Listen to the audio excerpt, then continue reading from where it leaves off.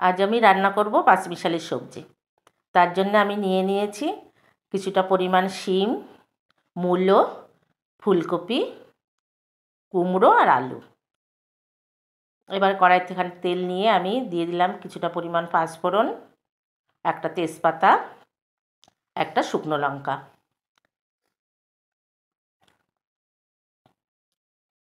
এবার এক এক করে আমি সব সবজিগুলো দিয়ে দিচ্ছি।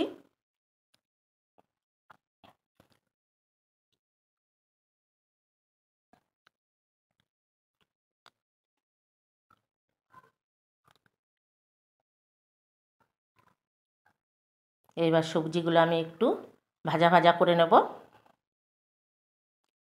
সবজিটা আমার ভাজা হয়ে এসছে। এবার আমি কিছুটা হলুদ দিয়ে দিলাম,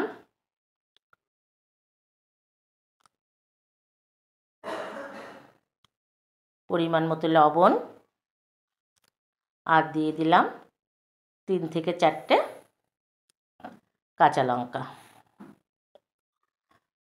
আর দিলাম একটু জল দিয়ে আমি মশলাটাকে ভালো করে কষে নেব। এবার দিলাম জিরের গুঁড়ো, ধনের গুঁড়ো। এবারে মশলাটাকে আমি ভালো করে তরকারির সঙ্গে মিশিয়ে নেব। এই যে আমার সবজির সঙ্গে মশলাটা মেশানো হয়ে গেছে। এবার জল দিয়ে দেব। সবজি সিদ্ধ হওয়ার জন্য যেটুকু জল লাগে সেইটুকু পরিমাণে জল দেব।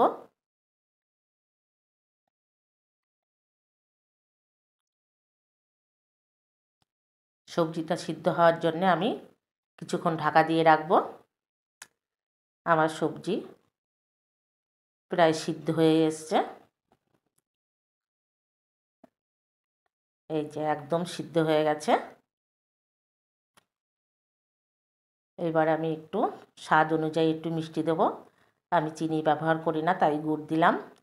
আর তরকারিটা টেস্ট করার জন্যে, একটু টেস্টি হওয়ার জন্যে আমি একটু বাদাম ভেজে বাদামের গুঁড়ো দিয়ে দিলাম। এতে করে সবজিটার টেস্টটা খুব ভালো হয়।